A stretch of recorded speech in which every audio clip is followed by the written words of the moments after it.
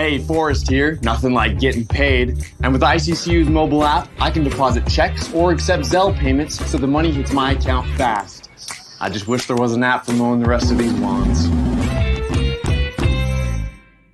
Right now, Lithia Ford of Boise is buying used vehicles. How much you want for the SUV? I don't know. Well, Lithia Ford will give you more than that. How much more? More than you think. I'm not thinking anything. I'm thinking you might get even more than that. See how much more you can get at Lithia Ford of Boise. When it comes to concrete, we've got you covered. Rowpaint.com offers custom concrete coating services for your garage, business, warehouse, and more. And we do it in one day. We are your complete concrete coatings solution.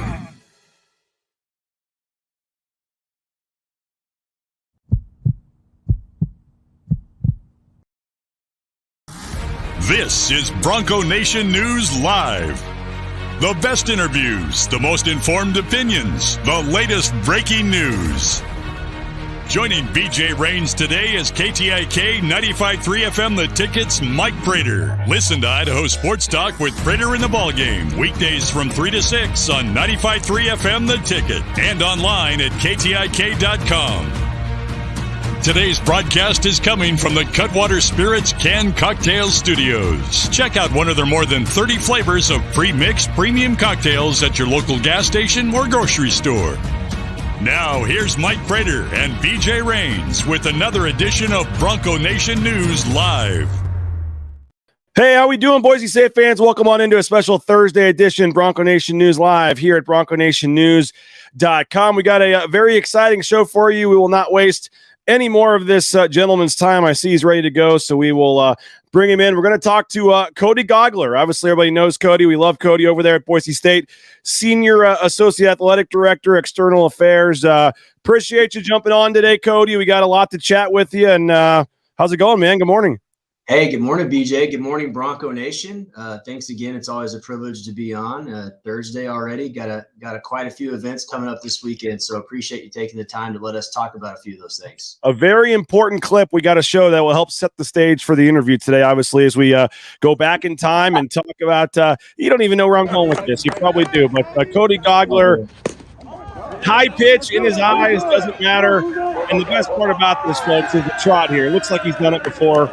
Numerous times, I think. This is like, career home run number 500 or something here. But Cody had a chance yesterday with the basketball staff to play the team, a little scrimmage yesterday. I know that was a lot of fun, but you were one of the stars of the show out there, man. A couple nice catches in center field as well. Hey, man, that's pretty cool. I appreciate you sharing that. There's a reason why at 33 I'm sitting at a desk and not still playing ball. I'm not the athlete that everybody thinks I am, but it was cool to get out there and play with our guys. It's a great team bonding event. Nobody got hurt. And as practice gets ready to start here in the next couple of weeks, just really cool to be around this team. I think it's going to be a special year.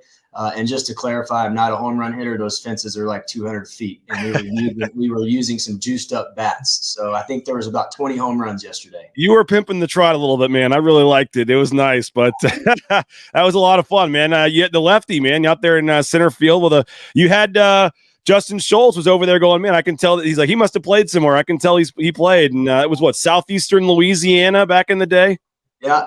Back in the day, Southeastern Louisiana. Had a ton of fun. Yeah, just playing college ball was one of the greatest blessings that I could have ever done and had in my life. And all the friendships, relationships, lessons learned, and all those things kind of set you up for life, which is exactly why when we kind of, when we do what we do here at Boise State, just to have that experience, I've seen it firsthand myself, and that's what we're trying to replicate for our student athletes here to set them up for their lives. Who would have thought that's all I needed to show that clip to get the comments rolling here? We got the Gougler, we got the baseball all-star going yard.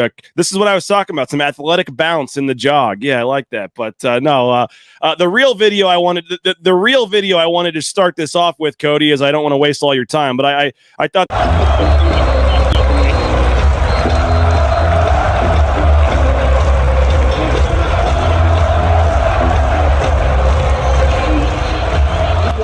full display. The crowd went crazy. This was right before one of the final plays, and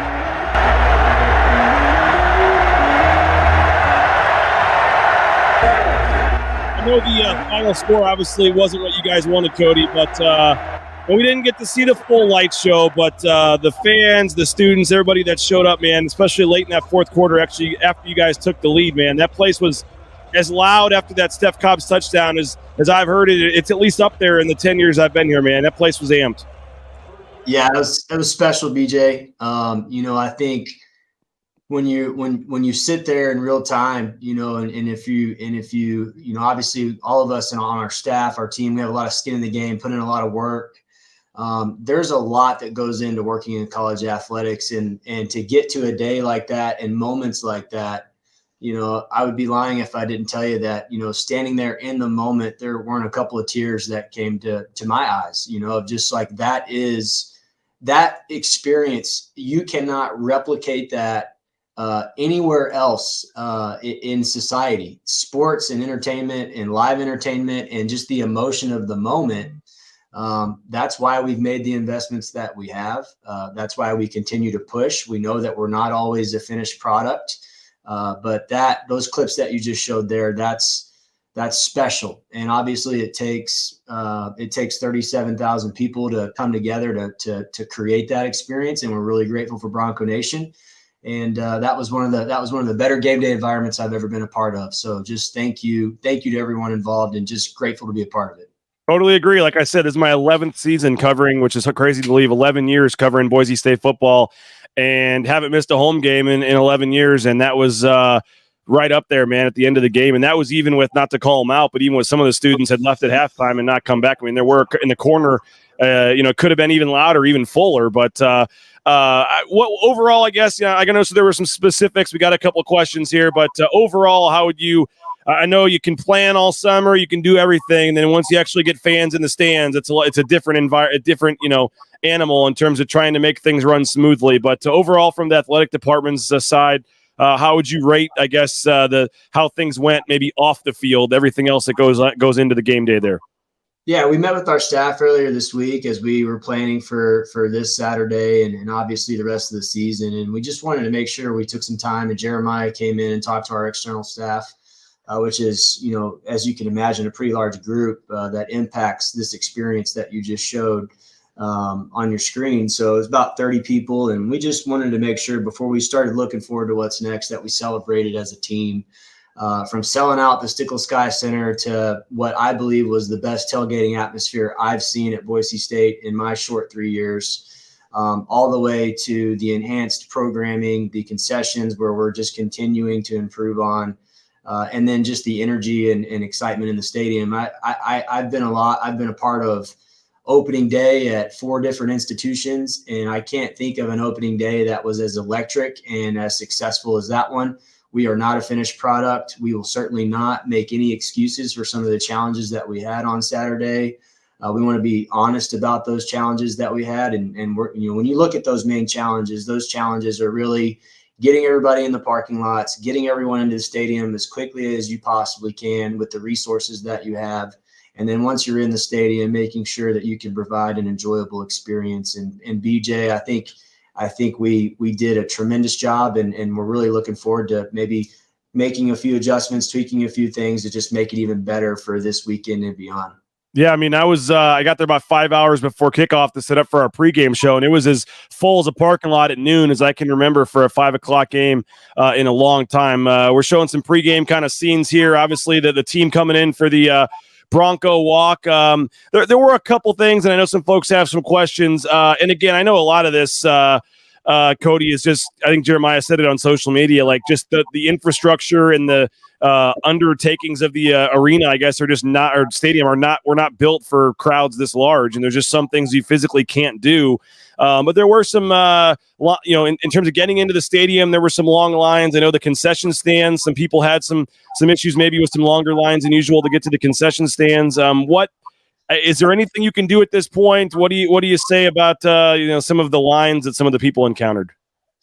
Yeah, and like I said earlier, and I can obviously see some of the chats coming in, all the way from Jeremiah through myself and the rest of our team. I would hope, and I know, because Bronco Nation, and I've gotten a lot of text messages and phone calls, and know a lot of people that know that we're focused on the game day experience. The effort is relentless. We are going to continue to roll our sleeves up and try to find solutions. We do not make any excuses. This is a customer service first business. Bronco Nation is our heartbeat, and we will do everything that we can to continue to improve. And so, as you mentioned, we have some challenges, and those there's a difference between providing an excuse and then providing a statement of fact. When you have 15 to 20,000 people on the east side of the stadium between the lower deck and the upper deck that are using the same concourse that was initially designed for just a one deck stadium, we've got to address that. And there's a couple of ways that you can address that. The first thing and the most important thing that we can do right now in the moment is add as many point of sale opportunities that we can throughout the stadium, including the east extension in Bronco Alley, down below in the lower east extension, which is something that we're working on for this week and beyond. And then all the point of sale processes, the technology, the queuing lines, the snake lines. For those that have been coming to games consistently over the past 3 years, if you can look past just the overwhelming view of everyone in the congestion in East Stadium and actually look at the process of the queuing lines and the checkout stations, we're getting more people through than we ever have before. 31% increase in our gross concession sales, which is phenomenal. That's a result of additional staffing, additional kiosks, equipment, renovations, etc. So, the data is showing that we are getting people through quicker, even though aesthetically it may not look like it. And it doesn't meet the mark. I want to, be the first one to say it's not our goal to just have someone go through concessions in 30 minutes. We want someone to go through concessions in 10 to 15 minutes. And that's my next point on this is, I think you've seen our emphasis on the north end zone expansion. That north end zone expansion will take care of quite a few things for us. Number one, the entrances into the stadium as we design this will provide additional space to get people into the stadium. We understand the importance of that. We're working with our architects on that as we start the design process, which will take about 9 months. And then the 360-degree concourse. It's not just a premium seating space in a club, where the elite donors have an opportunity to enhance their experience. This is a 360-degree concourse where now that congestion that you see in the East Stadium can now expand throughout the north end zone. So when you look at the investments we're making short term and then obviously the long term investments, we're working tremendously hard. It's not going to happen overnight. We really appreciate Bronco Nation, their grace and patience, and as far as the queuing lines to get into the stadium are concerned, we had 95% of our tickets that scanned. We had 95% of those tickets in by 5:10 p.m. Now that's not our goal. Our goal is to have everyone in at kickoff. But when you look back at our data from our previous seasons, you're looking at 30 minutes now shrunk down to 10 minutes. Okay. That's a result of adding the most staff that we've ever had for security and ticket scanning. So our encouragement all along is to have everyone try to their best of their ability, get to the stadium within 45 minutes of kickoff to ensure that you have an enjoyable experience. And we will not stop working on behalf of Bronco Nation until we get there. Well, that's great to hear, and the numbers obviously prove that you guys are moving in the right direction. Somebody asked me yesterday on this, and I don't know what the answer is, so I'll ask you. Somebody asked why not have actual vendors out in the stands selling at least water or popcorn or beer? Yeah, it's a really good question. It's something that we continue to look at. I think until we can maximize our staff in our brick and mortar locations to serve, the 98% of fans, 99% of fans that are going to be visiting those spots, we're not going to be able to. I say not going to be able to. We're really focusing on maximizing out our staffing in those spaces. So every time that you take a vendor or a unit and then you have a point of sale for that unit, and you're putting, let's just say, a case of beer, a case of water, popcorn, nachos, whatever those things are, that process takes time. That takes away from the staff that we can put in their brick and mortar locations. It's not to say that we won't ever get there. And we call that hawkers or hawking. That's something that certainly happened in the past, but we've made a strategic decision to focus on all of our brick and mortar locations to get as many people through those lines as fast as we can. Hey, that was my high school job back in the day, selling snow cones and lemonade at Busch Stadium, man. So I got to watch baseball for free and sell sell popcorn. I guess we just did snow cones and cotton candy and stuff. But I know you're a busy man, so I'll let you go after this. Any final words you just want to say to Bronco Nation or anything we didn't touch on about the process leading into Saturday's game? We'll bring Mike Prater on after this. But do you have anything I didn't get a chance to ask you or any final words you'd want to say to Bronco Nation about going into Saturday's game against North Dakota? Yeah, well, first of all, just keep bringing the feedback. I mean, I think it's pretty cool and very unique that we have an athletic director and administration that is willing to engage with our fans on social media, in person, via email. Your feedback's important.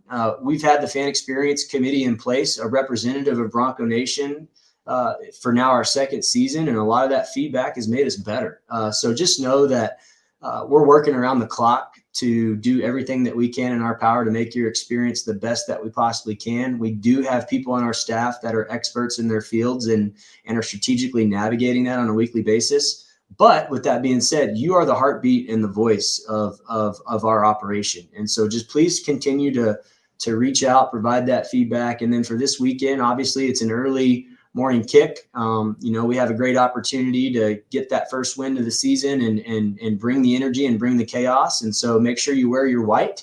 It's a white out this weekend. We're going to go with our Idaho Bronco vintage logo on our helmets. It should be a great day. Just in general, when you go back to that video that you revealed at the beginning of the call, BJ, when you look at that, that's the standard.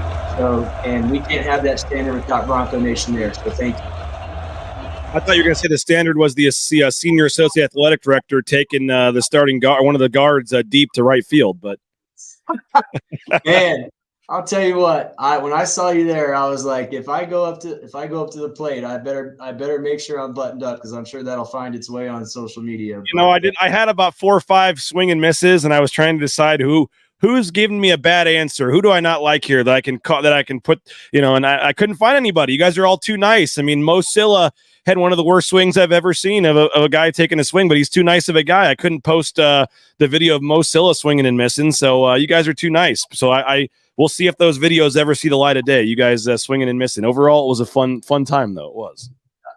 And I know it was an awesome, it was an elite atmosphere, and I know you got to move on with the show. So I appreciate your time. I've seen quite a few comments in here. I don't know how to respond to those, but I appreciate, those of you that have put comments in there. Please feel free to email me, and I'd be more than happy to engage with you one-on-one. That's what it's all about. We're not hiding from this challenge that we have. And I just want Bronco Nation to know, and at least have peace in your heart to know, this is the top of the priority for us, and it's just going to continue to take some time to navigate. And thank you for your feedback. I appreciate your time, Cody. I say this every time, but we need to block off a little longer time sometime and let our fans really get the Q&A in here to maybe ask us get to some of these more questions, because I know you're a busy guy. But appreciate you as always. Our final comment here: love this guy. You and JD are a dream team. So Cody, appreciate it, and I'm sure we'll be seeing you soon and seeing you on Saturday. All right. Love you too, guys. You guys have a good day, and go Broncos. There he is, Cody Gougler. We appreciate him for joining us. We'll go from one rock star to another. We'll bring in Mike Prater. This was Travis Matthews' shirt day, I guess, or what do you got? I can't tell. I guess close. But how we doing, Mike? It's a golf shirt. I don't know if it's got a brand, but I'm here and ready to go. And I'm glad I had a little warm up deck. I listened to that interview, and pretty good information there from Cody. Yeah, rarely do we hit go with Mike Prater, and there's already 61 people waiting to hear what he has to say. So we'll continue to grow. Drop now. I know that was a big topic on the post-game show, and it was in general after the game, but obviously some longer lines outside the stadium, some longer lines for the concession stands, and they're doing the best they can, Mike. I mean, when it comes down to it, the stadium was not designed for 36,000 people. They added that whole upper deck, but didn't really do anything to add to the concession stands or the restrooms 30 years ago or whatever it was. So it wasn't perfect, and obviously there were some fans that were upset. They added some self-serve kiosks. They've added a lot of things. They're doing the best they can. Their data actually says fans were in the stadium faster than they were last year for the first game. He said I think it was a 31% gross increase in concession sales. So they're getting more people through, and they're getting people in quicker. I know it wasn't perfect. I know that was something you heard, but until they can get to that east side renovations and really redo the concourse and redo all that, there's only so much they can do. That is true. And I do worry that the east side renovation is not going to happen for 10 plus years, because I know the focus down there is the north end project, and that's going to help a little bit too. I can't speak for lines. I can't speak for beer lines. I can't speak for concessions or bathrooms. There's two things that I noticed, and we've been talking about this all week. That line on the northeast corner that we can see from the press box was definitely smaller than it has been in the past. That has been a bottleneck for 30 years, and it's been horrible, and it's been getting worse. And I thought it was a little bit better. The game day experience, the vibe in the stadium, the pregame fun, the standard of which you just showed that video of which Cody talked about. I firmly believe this. It was the best that it's ever been, and it didn't take a lot of tweaks. Clean up the stadium a little bit. Obviously, the video board on the south end zone is massive and makes a big difference inside that stadium. So I thought the game day experience part was really, really cool. The infrastructure in that stadium is left to be desired, and I'm worried that we're going to have this conversation for at least the next 10 years. Yeah, they've tried with the I mentioned some self-serve kiosks. They've added some things for alcohol sales. They have the last year I think it was, they obviously added more of a perimeter in the parking lot to try to spread people out, but there's only so many entrances to the stadium and so many bathrooms and so much you can do. And I know that was one negative some fans had, but when you hear Cody kind of explain it, not to necessarily give them a free pass, but I mean, there's only literally so much they can do for a crowd that big. The one thing that I suggested, and Jeremiah and I have actually talked about this because we ran into each other at the Dierks Bentley concert at the Idaho Center, which I think is one of the biggest crowds they've ever had out there. It's like an 11,000 seat arena. I swear to God, there were 12,000 people in there. It was massively packed. And what they did is they expanded the perimeter just like Boise State did. But one thing that I noticed that they did is they had 100 people walking around with like backpacks full of beer, radio flyer red wagons full of beer, people walking around with coolers full of beer. These were actual vendors, and they were just walking around it everywhere. And you can walk this concourse and literally just grab a beer, give the guy your credit card, and you're out of there in 8 seconds. It's the fastest, most efficient thing I've ever seen at a massively packed sporting event. And again, not having spent a lot of time in the concourse during games, I think it'd be a good idea if they just had 100 of these, 50 of these, 25 of these, just roaming around like old vendor style, coming up and down the stairs, taking care of business. That's one thing that would help alleviate the lines, if you ask me. Yeah, and Cody mentioned it's kind of a staffing issue for that right now, but that is something that they're looking at and considering. And man, if you burn off some your calves would be in good shape if you were doing the upper deck trying to sell some lemonade and stuff there. I was telling Cody that was my high school job at Busch Stadium back in the day, selling lemonade and snow cones at the old Busch Stadium back in the day. So you can make some nice tip money doing that. But nice. nowadays where everything's cashless and you're just using a card, I don't know if I would enjoy that as much because it's not as easy. Oh, just keep the 75 cents, But yeah, I mean, that was like the one negative I did hear from some people, but it sounds like obviously they're working on it. And I know some people were kind of facetiously saying, oh, you won't have to worry about the lines on Saturday, but it looks like the crowds, and that's tickets out, not how many people actually show up. There may be some season ticket holders or whoever that decide not to come, but it does sound like better than I thought. At least the tickets out is trending for a pretty, given the circumstances, given the time, given everything going on, sounds like it should be a pretty respectable crowd on Saturday. Yeah, we'll see. I mean, the number that they announced, I expected. And if you think about it, I mean, Jeremiah and Cody are always talking about their external team and what they're doing in the offseason and just doing an amazing job of selling tickets. That's when those kinds of tickets are distributed. Was there a massive amount of pickup this week? Probably not. I can't wait to see what the actual crowd is. They'll announce 33, 34, whatever it is in terms of the crowd number. I'm guessing it's going to be 10, 15% empty, up in the corners and the students. It'll be interesting to see if the students can get up at 10 o'clock in the morning on a Saturday and stick around. But nobody's beating anybody up this weekend. This is kind of a freebie. We totally get what's going on. Boise State's 0-2. Here comes North Dakota, a decent FCS team. Let's not get too carried away. It's a decent FCS program. So I get it. And it's almost a freebie. Boise State football just has to get right, take care of its own business, and let's wake up on Monday morning and continue with this season. No doubt about it, Mike. This decent FCS team that you talk about coming in here, they're going to come in as much confidence as an FCS team has come in here with a long time. 2-0 on the season. They're putting up big numbers, and they see a wounded animal here that they're kind of going for the kill shot. I know 0-2 is one thing, but obviously 0-3 would be just unbelievable around here. I don't think any of us expect that to happen, but as I was talking the last couple of days, it also doesn't seem like just winning is enough. It seems like this team has to win by 4+ touchdowns for fans to really feel good about this game. What do you make about this matchup and just what needs to happen on Saturday for you and others to kind of feel like it, you play these FCS games, you just never know what to expect, and you don't really learn a ton about your team. So what has to happen Saturday for you to feel like it was a successful day on the Blue? Yeah, I fully expect Boise State to win. And we here at Idaho Sports Talk, we've had the opposite conversation, though. What we've talked through this scenario. How do we plan our show? What do we talk about? What's our vibe if indeed Boise State loses? We've had that scenario conversation. We're not going to have it on the air. We do it during our production meetings because I think it is a slight possibility. But come on, guys. I mean, North Dakota, it is a nice program. I really like what they do. I like what all three of those North Dakota programs have done. It's a beautiful thing of relevance in terms of how they've just captured that part of the country. But if you look at the roster, come on, guys, we got 22 Boise State guys going against 22 North Dakota guys, and this should not be a close football game.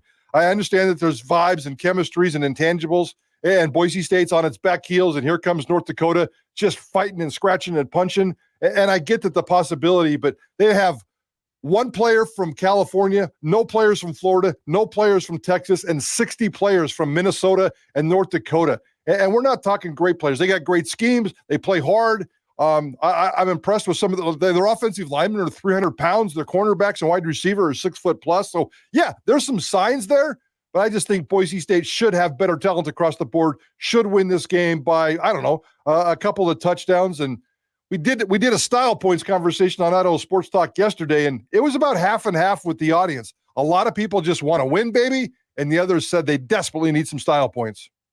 And I think that the style points, again, it would, I guess, be nice. I think it's kind of where the style points come, too. I mean, it is, we've talked about this, Mike, and I'm curious where you are, but I mean, the bigger, there's obviously there's two major concerns. You talk about the defense giving up the 500+ yards, the secondary. I mean, I would suspect the first play of the game, North Dakota's going deep. I mean, why not? But you have that, obviously, and then you have the offense, and in particular, Taylen Green needing to get back on track. I mean, what's the bigger long-term concern for you? And right now, the reason for this 0-2, is it the defense and the 500+ yards, or is it the 35 points in 2 games for the offense? It's the passing game on both sides of the field is exactly what I'm looking for. And I think you just nailed all the right words. And Taylen Green getting on the same page with these wide receivers and having a very productive day. I don't know what that exactly looks like stat-wise, but just having a very productive day. I need Taylen to complete 60% of his passes, a couple of touchdowns, maybe no turnovers. I'd like to have established a wide receiver one. Get me an alpha male in the wide receiver room, whether that's Steph Cobbs or Eric McAllister, whatever they want to do. I just need to have somebody have a dominant performance.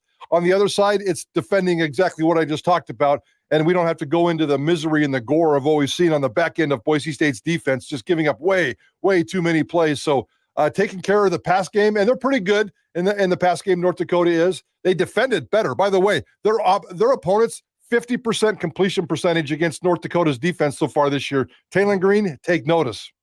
I want to talk about Taylen Green. I know you wrote about him for Bronco Nation News, so I want to get to the Taylen Green discussion here in a second.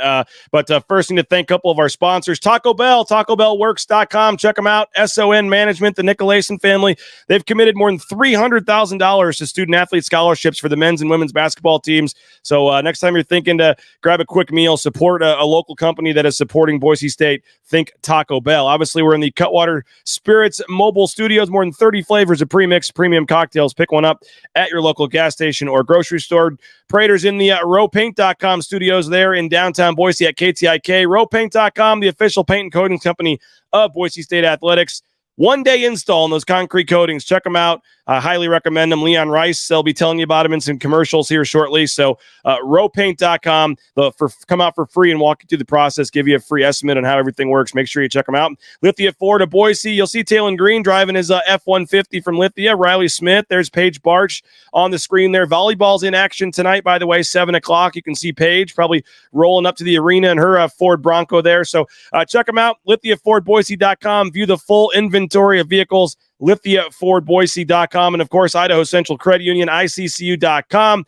The best in mobile e-branch online banking. It's just so easy. I tell you about it, but it really is legit to move money around or pay different things. I think Prater was a recent switch over to ICCU, and it's just a very easy process. And there's the best part is you don't have to go into a branch other than to sign up your account. But if you do, there's pretty much a branch on every corner. So check them out. Idaho Central Credit Union, ICCU.com.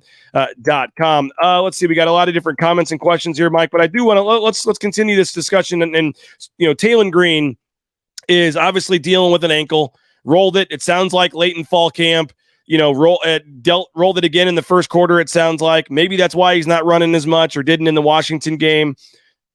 They taped it up. My understanding is maybe it got taped up a little too tough, and that led to, too tight, and that led to some of the cramping. Who knows what's really happening there, if it was cramping, if it was a calf strain. There's obviously some intrigue, some mystery there, but all the videos we've been posting from practice, you can see Taylen Green's out there practicing this week, so it looks like he's going to be good to go for Saturday. But in general, the stats aren't great. I know Jay Tuss said, over 20 yards passing. He's 1 of 10 on the season. There's some other numbers that aren't great either. The overall completion percentage down below 50%, more interceptions than touchdowns. A lot of the yards that he's getting to are on passes that actually go like 3 or 4 yards. I mean, a lot of shovel passes, screen passes, has not been a lot of downfield passing through 2 games. We came in with, player of the year type expectations for Taylen Green. It hasn't been there yet. I'm not saying he's the reason they're 0-2, but where are you, I guess, big picture on Taylen Green and improvement or lack thereof through 2 games? Yeah, I mean, there's definitely not improvement. I think he's taken a step back, and I think we saw it probably the last 2 or 3 or 4 games last year. He had some pockets of greatness, and he's an unbelievable athlete and a great teammate, and he checks a lot of intangible boxes, but he's just not being productive right now. And it does date back to last season, the accuracy and the running and everything about what he's doing right now. So I think, as I wrote for Bronco Nation News a couple days ago, I think it's in his head. I really, truly do. You've got so many people talking in his head, from a personal quarterback coach to a third offensive coordinator in a year to his head coach, run this, pass there. Fans, NIL deals, so many different things going on inside his head right now. And you can process that in a couple of different ways, but he's one of those guys, as you know, BJ, very eager to please. He wants to do what's right. It's important for him. Andy Avalos calls it the care factor. I think Taylen Green leads the team in the care factor, and so he's trying too hard, and all of a sudden his mind is racing and processing. And if he's a football player and a quarterback having to make a decision in about a third of a second, are you kidding me? Should I run? Should I pass? And he's had about 25 different run options, and he's mostly just passing the football. He's not running the football. So I think he's a mess right now. Maybe this is a get-right game. I am very curious. And I'm not going to sit here and predict he's going to get right against North Dakota, but he needs to get right against North Dakota. I'm very curious as to how that's going to shake out. What do you make of Double O'Neill's comment here? He says, that's coaching. TG didn't just get worse all of a sudden. Sometimes you can overcoach. I'm not going to blame the coaches. As a matter of fact, this entire debacle, I'm not really blaming the coaches yet. I'm blaming the players and the lack of execution. And could that be coaching? Sure. Did they not get this team ready in fall camp? Could we ever possibly answer that question? I don't know. I think the players right now just aren't executing for whatever reason. So, yeah, there's a coaching element to it, and the coaches have to figure out a way to get him out of the dumps. And if he can't get better over these next couple day games, and San Diego State and Memphis, 2 road games after this weekend, both pesky defenses. We know San Diego State's traditional defense. I think Memphis has given up 17 points in 2 games, against crappy teams, but right now, Boise State's looking to fight against anybody. And a defense like that, they've got 3 tough games here, and Taylen Green needs to get right. And it's all in his head. He just needs to clear his head and figure it out. Go play, go be free, go be Taylen Green. And I know there's an NFL game tonight, but if you do want to check in, Memphis is on national TV tonight. They play against Navy. So Memphis plays Navy tonight. You can get a head start for that game in a couple weeks if you want to check out Memphis ahead of the game here in a couple of weeks. So I'll be recording that probably and then rewatching that a little bit later. Obviously, an intriguing NFL game tonight as well. But somebody asked about Breezy Dubar. I can't find the comment right now, but my hunch is that George is going to be out here for a while. We saw him after the game walking off the field, and he was not walking normal. It just doesn't look like that's something that he's magically going to be healed here in a couple of days. So, what did you see from Breezy? And I'm sure that first college game for him, he was probably a little nervous. I think he said he was to James Montgomery. But I would suspect his workload's probably going to increase a little bit. And somebody here said they expect his prediction, Breezy outgains Genty on Saturday. I think there's a chance for that just because maybe in the second half, Breezy will get a lot more action if they're up big. And maybe they won't need to rush Genty 30 times in this game. But do you like the future at running back of Breezy Dubar, what we saw on Saturday? Heck yeah. Sign me up with a lot of Breezy. So, I mean, Genty's a rock star. We don't need to go there.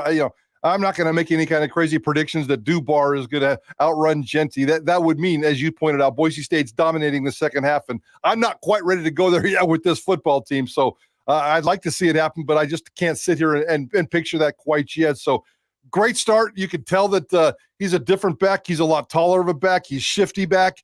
If you could get these two going, and we all saw it coming. I mean, Genty could be the power guy between the tackles, and Breezy could be the outside guy with the flash sideline to sideline. I think it's a beautiful combination that we're going to talk about a lot next year. Next year, Breezy Dubar, Ashton Genty, Taylen Green, and Eric McAllister. That gets me excited as long as they can get stuff done on the field over these next couple of games.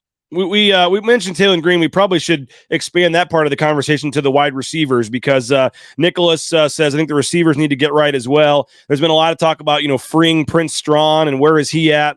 My take on that is there's a reason he's not playing, whether it's the playbook, whether there's just some reason that's holding him back, or because we see him make these great catches in practice.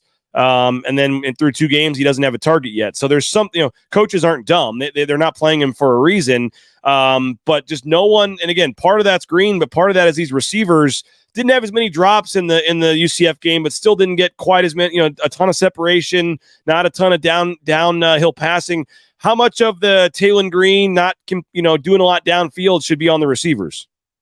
Definitely on the receivers. I mean, I think even the coaches have talked about it. Andy talked about it. Bush Hamdan talked about it. The separation, it's definitely become an issue. I'm very disappointed in the wide receiver room right now. I expected a rock star to emerge, and Steph Cobbs, you give us flashes and you tease us, but dude, I need some more. And I'll even say that dating back to last year with Steph Cobbs. So he's in the slot now, and that's a high productive spot, and he's just not coming through. The Prince Strawn stuff, guys, I'm not going to get wrapped up in that. I saw a bunch of fans demanding this, demanding that. And the fact that he hasn't got a target yet, it's a little bit curious, but I need to see some EMAC. I need to see some Cobbs. I need to see some Billy Bowens. I need to see some Riley Smith. There's so many different weapons in the pass game that none of them have been used so far. That's the big concern for me. None of them have been highly productive so far.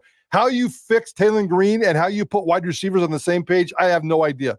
That's a coaching deal, but reps and practice and schemes and short passes here. I don't know. Maybe it's more of Genty. That seems like it's the best play. 3 yards to Genty and let him run for 50. Maybe that's the magical secret right now. Hey, BVA Ball Ventures Alquist wants to let you know, I think it's going to be October 5th. We're working to finalize the date. We're going to be out at Top Golf for our first live broadcast at Top Golf. Looking forward to that. BVA Ball Ventures Alquist, one of our newer sponsors. We appreciate them. Idaho's premier commercial real estate development company. They strive to inspire excellence in everything they do, from leasing and architecture to construction, property management. BVA's dedicated teams are best in class, unparalleled service to help you and your client find the perfect building tailored to your needs. They specialize in office, retail, flex, medical, industrial spaces located at some of the most strategic and visible locations in the Valley. BVA, Idaho's developer. We appreciate them for jumping on board. We also appreciate the Blue and Orange Store, theblueandorangestore.com. Free shipping, any order over $40. If you're in the Boise area, remember, you're supposed to wear white, and Cody told us they'll be wearing the white retro helmet logo on the helmets this week. So I'm curious if they're going to be going all white on the blue or what the uniform combo is going to be. I think we might find out today, but we at least know they'll be wearing the retro logo on the helmets. So it could be an interesting look on Saturday for the 0-2 Broncos. But the blueandorange.store.com, free shipping, any order over $40. But as I said, if you're in the Boise area, just go to the Boise Town Square Mall there on the second floor next to Pro Image, and you can check them out right there at the Boise Town Square Mall. And if you're looking for a job, how about Transportation Compliance Service? Check them out, transcomservice.com.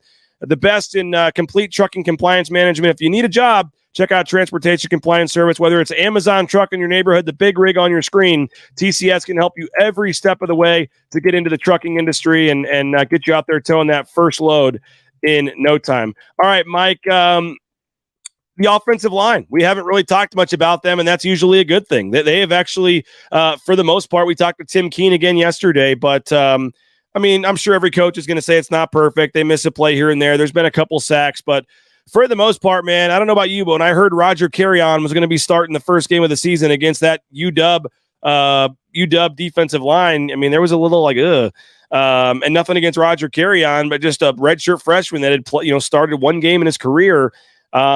But if you didn't know, you would think Boise State had, 5 juniors and seniors or 5 experienced players on the line. Cage Casey and Roger Carrion have quietly fit in and done a pretty decent job. We saw Ethan Card getting some action. It sounds like that. I asked Tim Keene about that yesterday. They're just trying to give him some action in case he's needed. They rotated him in some with Cage Casey on Friday. We even saw Nathan Cardona get in there for a series when Ben Dooley went down. But overall, man, it seems like for as long as I can remember, and this is my 11th football season now, it's usually the O-line starting off rather slow and then getting it going later in the season. They've got off to as good of a start through 2 games as I can remember in a long time. And so, I think you need to, continue to build off that, use that offensive line in your game plan however you can, because I don't know about you, man, but I can find very little negative to say about the O-line. I can't find anything, to be honest with you. As a matter of fact, and I've fallen in love with Garrett Kerr, and I think maybe it starts with this guy, and we all had a chance to talk with him again this week, and that dude just gets it. I mean, he's a methodical beast, and if you can check off both those sides of the boxes, that's your perfect center, although he's a little bit taller than a regular center. I asked him about that, and he said, no problem. They just have to kind of work on his stance a little bit. I think it starts with him, and then it goes to the outside. I think the interior of this offensive line has been spectacular. Cade Beresford on the right tackle side, we knew he was going to be steady and a rock star. He played every game last year. I think he missed one game, but he played most every game last year. We barely heard his name or talked about his name. He's just steady, and he's the dependable guy. And if we can get the good guys on the left side, that's just really gravy. I think this offensive line has done great work. Mason Randolph is coming back soon, according to Andy Avalos. He's going to have some decisions to make. I wouldn't move Garrett Curran. I wouldn't move him at all. As a matter of fact, I'd make Mason Randolph earn time at one of the interior guard spots. So I think they've got some good depth. I think they've got off to a great start. They're dominant. They're pass protecting well. They're run blocking very, very well. They're getting pressure down the field. I love this offensive line. Any thoughts on Tom Elliott's question here, which is any thoughts on Bush's play selection? Waiting to form an opinion on him and maybe on the player's inability to complete the plays. But overall, through 2 games, what do you make of Bush Hamdan?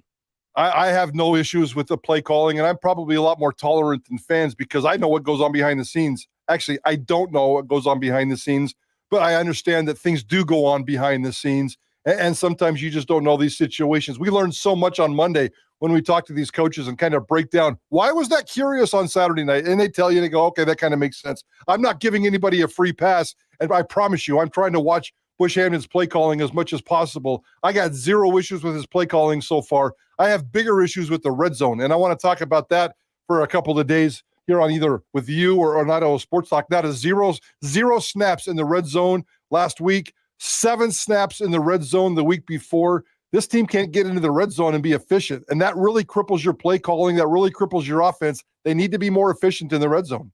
Yeah, and that 2-point conversion play essentially cost them the game when they scored the touchdown to Steph Cobbs, which wasn't in the red zone. I think it was at the 21, or they're outside the red zone technically, and then had the chance to go for 2 there.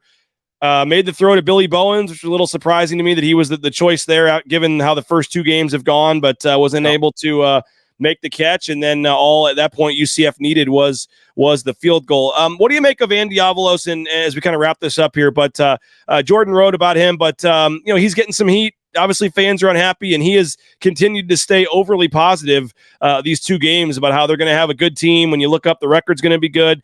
Kent Riddle was saying that on our post-game show, and he was just getting blasted by fans. Like, come on, Kent, like, where's the reality here? And Kent's like, no, like who is beating this team the rest of the season? Like, Kent like, maybe that's just the coach's mindset, but he truly believes, like, they're going to lose maybe one more game the rest of the season, and we're going to look up in 2 months and they're going to be 9-3. Like, I think Kent Riddle, like, honestly believes that.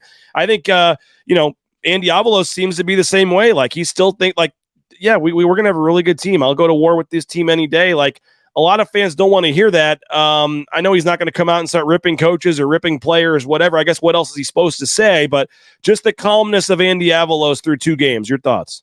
I think Andy Avalos, I'm a big fan of Andy Avalos, and certainly he's on, we're all keeping an eye on his program very closely right now because the numbers aren't pretty, and we all get that. Andy Avalos, to address this specific question, I have no idea how he acts like when he addresses his team. I would imagine it's a lot like when he addresses us. And Andy Avalos sometimes needs to read the room. And maybe on his Monday pressers, his opening statement, he needs to look into a camera and talk to Bronco Nation as opposed to pretending like he's still talking to his players, because Bronco Nation doesn't want to hear all fluff. They want to know that, guys, we suck. We're disappointed. We're terrible right now. And Andy can say it in whatever diplomatic way that he wants to, but I do believe that he needs to read the room some more and understand that Bronco Nation is curious and a little bit pissed off and very concerned about the future of this football team. And for me to sit here and tell Andy Avalos what to say is ridiculous, but I just wish that he would address Bronco Nation just a little bit more, with a little bit more disappointment. He covers it up. He's positive. I get it. You can be that 95% of the time, but I need some 5% of the reality as well. Well, Mike, final thing, I got to thank you. I have to thank you because we are going global thanks to Mike Prater. Do you know where I'm going with this? Probably. Your comments last week about UCF. Somebody in the UCF video department was paying attention to this. Do you know where I'm going now? Yeah, I saw this. All right, let's just play the first 30 seconds of the hype video from UCF. This is the official UCF recap of the game in Boise, which, by the way, their video is very well done. Props to their video team. By the way, all this is your fault. Here's the beginning. I'm just sitting there. I see the video come up. Oh, let's see what they got from the game. And here's what pops on the Twitter account of UCF. To the 2023 college football season as UCF takes on one of the most successful programs in the last 25 years, and they play on the famed blue turf. In fact, it's so hard to win here, they've lost only 15 times in the last 23 seasons here at Albertson Stadium. I don't like Central Florida. I don't like anything about them. I don't like their fans. I don't like their administration. I don't like their football team. The only thing that they have better than Boise State when it comes to football is dirt, geography. After that, Boise State just wipes them clean when it comes to the resume of football, and I think they're going to do it again on Saturday. They're going to defend. Oh, that was great. That was awesome, Mike. Thank you for helping us get on there. They zoomed in a little too far. They needed the BNN. The BNN logo was about halfway cut off there, but I'll do anything to get KTIK a little national pub. And you had your mic flag in there. Yeah, you got KTIK got on there. There you go. I haven't changed my stance. I appreciate the, I have changed it a little bit. It was very I'm not backtracking because I still don't like Central Florida's football program. But there was 1,500 fans in town for this football game over the weekend, which I've never seen at Boise State, unless it was like an Idaho or an Idaho State. They had a massive tent in the tailgate area. They were all over the place, and they were friendly, and they were sweet, and they were nice. And I really, really, really fell in love with the human side of Central Florida. To travel 1,500, Logan, Utah can't get 150 fans to a game in Boise. And from Orlando or from the state of Florida, they can travel 1,500 fans. I was very impressed with that. That's the passion that I want in the Mountain West. I want to go to a Mountain West game at Albertson Stadium where the visiting fans are in the tailgate area, walking around. They're at the Village. They're at the Grove. They're all walking around with their logo stuff. It adds excellence and vibrancy to a community. And last Friday and Saturday was really, really cool. So the fans, the 1,500 that made the trip to Idaho, please come back. Love you guys. I thought it was really cool. I had a chance to meet and talk with a ton of you guys. But your football program still, I still don't like your football program. And if you watch that whole video, I thought it was actually interesting because they acted like they weren't making a big deal about the blue turf. And I think the quarterback Plumlee specifically says, like when he's firing up his team before the game, it's not about the blue turf, it's about us. And it's like, all right, well, it is about the blue turf if you're like bringing that up before your team runs out the tunnel. But very nicely well done video. And props to UCF and thank them for including KTIK and BNN in the video there. But Mike, appreciate it. We'll be seeing you bright and early on Saturday. I'll be joining you guys tomorrow afternoon as well on Idaho Sports Talk. Anything else big coming up the next couple of days here on IST? No, we're just trying to talk a lot of Boise State football, get this football team right, capture the vibe of the fans and what they're thinking, and get into bed early tomorrow night and up on Saturday morning, baby. 3 to 6. You can listen to JP, Prater, Bob, Johnny, the whole crew. 3 to 6 today, 3 to 6 tomorrow. And then I assume the pregame show starts at 6 a.m. over on, 5 a.m.? 5 a.m., 5 hours early over on KBOI on Saturday. So make sure you tune in for that. We'll have a taped pregame show that I think will just run 9:30 to 10 right before tip-off or kickoff. Mike Sanford's going to be a part of that. We'll do that. And then you guys will be on the post-game show, and then you're going to write a post-game column as well for BNN. So a lot going on with KTIK and Bronco Nation News. And appreciate you as always, Mike, for jumping on. We'll be listening 3 o'clock today. Thanks for all the comments. Thanks to Cody Gougler for jumping on. Hope everybody has a great rest of your day. We'll talk to you at 9 a.m. tomorrow with Jay Tust. We do have some player interviews today, so we'll get those posted to the YouTube channel as well after practice. But subscribe to the YouTube channel, subscribe to the site. We'd love to have you, and have a great day. We'll talk to you later. Bronco Nation News Live, Bronco Nation News.